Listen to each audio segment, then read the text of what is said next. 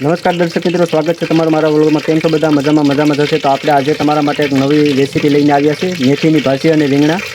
તો સૌપ્રથમ આપણે તેલ લઈ લીધું છે અને આ છે આપણી ભાજી અને આ છે આપણા સુધારેલા રીંગણા ભાઈ। તો ચાલો આપણે રેસીપી સ્ટાર્ટ કરીએ। સૌપ્રથમ આપણે થોડા લીલા મરચાં નાખશું ભાઈ, જેથી કરીને ટેસ્ટ બરકરાર રહે। ત્યારબાદ આપણે એમાં આપણા સુધારેલા રીંગણા નાખીશું। અને ભાઈ ગામડાનો ઓથેન્ટિક ટેસ્ટ તમારે માણવો હોય ને તો એક વખત અવશ્ય ચૂલે બનાવી ટ્રાય કરજો। જોઈ શકો છો અત્યારે આપણે હવે તેમાં રીંગણા નાખી દીધા છે। અને આની પહેલાં આપણી રેસીપી હતી ભીંડા અને સોરાની, જેમાં ખૂબ આપ સૌએ પ્યાર આપ્યો હતો। તો આ રેસીપી મને યુનિક છે, એકવાર અવશ્ય ટ્રાય કરજો। હવે આપણે આમાં ભાજી એડ કરીશું, મેથીની ભાજી ને રીંગણા ભાઈ, કાંઈ ના ઘટે। ગામડાનો ઓથેન્ટિક ટેસ્ટ તમારે માણવો હોય તો આ રેસીપી એકવાર અવશ્ય ઘરે ટ્રાય કરજો। તો અત્યારે આપણે ભાજી અને રીંગણા બંને નાખી દીધા છે। ત્યારબાદ આપણે એમાં નમક એડ કરીશું સ્વાદ અનુસાર।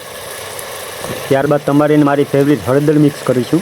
ત્યારબાદ આપણે લસણ અને કોથમીરનો પેસ્ટ નાખીશું એમાં થોડો, એ પણ આપણે ઓથેન્ટિક ખાંડડીથી ખાંડીને હો ભાઈ, મિક્સર કે નહીં। જો ગુજરાતી સ્વાદ તમારે એકવાર કાઠિયાવાડી ટેસ્ટ માણવો હોય ને ભાઈ, તો ચૂલેથી બનેલી વસ્તુને એકવાર અવશ્ય ટ્રાય કરજો। ત્યારબાદ આપણે એમને સરખી રીતે મિક્સ કરી દઈશું અને થોડીવાર માટે એમને આમ જ કંઠણીમાં પાકવા દઈશું।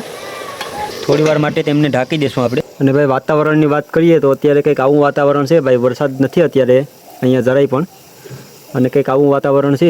અને આપણો રીંગણાનું શાક અને મેથીની ભાજી પાકી રહી છે, જોઈ શકો છો। એ પણ ચૂલેથી બનેલું ભાઈ, કાંઈ ના ઘટે। આ ટેસ્ટ જે લોકો ગામડામાં રહેતા હોય ને તેને જ આની ખબર હોય કે આ ટેસ્ટ કેવો છે।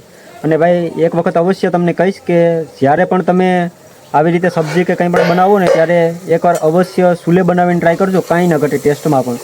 તો બન્યા રહેજો। હવે આપણે શાક પાકે એ પણ તમને બતાવીશ અને એનું રિવ્યૂ પણ તમને બતાવીશ અને એનો ટેસ્ટ પણ કંઈ ના ઘટે। તો બન્યા રહેજો આપણા વ્લોગમાં। ને આવું વાતાવરણ છે ભાઈ અત્યારે। ત્યારબાદ આપણે એમને ખોલી નાખશું અને તેમાં આપણે ચટણી એડ કરશું। 2 થી 3 મિનિટ આવી રીતે કહાણીમાં પાકવા દેવાનું છે આને। ત્યારબાદ સ્વાદ અનુસાર તમારે ચટણી એડ કરીશું આપણે, જોઈ શકો છો। ત્યારબાદ એમને મિક્સ કરી લેશું ભાઈ। તમે જેવી રીતે તીખું ખાતા હોય તેવી રીતે એડ કરવી। અને ભાઈ એકવાર આ રેસીપી બનાવીને ટ્રાય કરશો ને તો તમે આંગળા થાકતા રહી જશો। એ મારું કહેવાનું એવું છે કે એકવાર આને અવશ્ય બનાવીને ટ્રાય કરજો, કાંઈ ના ઘટે। ઓથેન્ટિક ટેસ્ટ તમારે માણવો હોય ને તો આ સબ્જી એકવાર અવશ્ય ટ્રાય કરજો।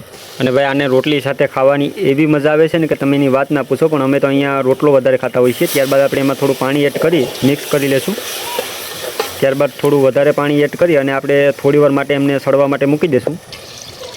હવે આપણે થોડીવાર આને ઢાંકી દઈશું। આપણે શાક બનીને તૈયાર થાય ત્યારે આપણે એમને બતાવીશું કે કેવું બનીને તૈયાર થયું। તો ફાઇનલી અત્યારે જોઈ શકો છો આપણું શાક પાકી ગયું છે। તો હવે આપણે એમને ઉતારી લઈશું અને આને થોડું રસાવાળું રાખવાનું છે, જેથી કરીને બાજરાના રોટલા સાથે આપણે છોડીને ખાઈ શકીએ। જોઈ શકો છો ભાઈ અત્યારે આપણું શાક બની અને તૈયાર થઈ ગયું છે ભાઈ। આ જોવામાં તમને આવું લાગતું છે, પણ આનો ટેસ્ટ તમે એકવાર માણશો ને તો કાંઈ નહીં ઘટે।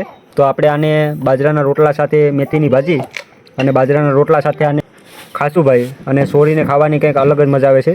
તો ચાલો બન્યા રહેજો, આપણે એમનું રિવ્યૂ આપશું। ત્યારબાદ આપણે સૌપ્રથમ તાવડી ચૂલે માંડી દીધી છે ભાઈ, અને અત્યારે આમાં આપણે ઘડશું બાજરાના રોટલા। બાજરાના રોટલા સાથે ભાઈ આને ખાવાની કંઈક અલગ જ મજા આવે છે। આપણા કાઠિયાવાડી રોટલા બનીને તૈયાર થાય ત્યાં સુધીમાં આપણે આજે પકવાન બનાવેલો હતો ભાઈ। અને પકવાનની વાત કરીએ ને ભાઈ, તો આને આપણે ઘઉંના લોટથી બનાવેલો હતો। અને આ એકવાર રેસીપી બનાવીને ટ્રાય કરજો। આની રેસીપી હું એકવાર તમારી સાથે અવશ્ય શેર કરીશ। અને આને ટેસ્ટની વાત કરીએ, કાંઈ ન ઘટે, એક નંબર। તો ચાલો હવે આપણા બાજરાના રોટલા બનીને તૈયાર થાય ત્યારબાદ આપણે એમનું રિવ્યૂ આપશું। ફાઇનલી અત્યારે જોઈ શકો છો આપણા બાજરાના રોટલા તૈયાર થઈ રહ્યા છે ભાઈ, તાવડીથી અને એ પણ ચૂલેથી। તો ચાલો આપણે હવે બાજરાના રોટલા પાકી જાય ત્યારબાદ આપણે રીંગણાનું શાક અને મેથીની ભાજી અને બાજરાના રોટલા સાથે ટેસ્ટ કરીને તમને બતાવું કે કેવું બન્યું છે ભાઈ। આવા જ વિડીયો જોવા માટે અમારી યુટ્યુબ ચેનલને સબસ્ક્રાઈબ કરવાનું ના ભૂલતા।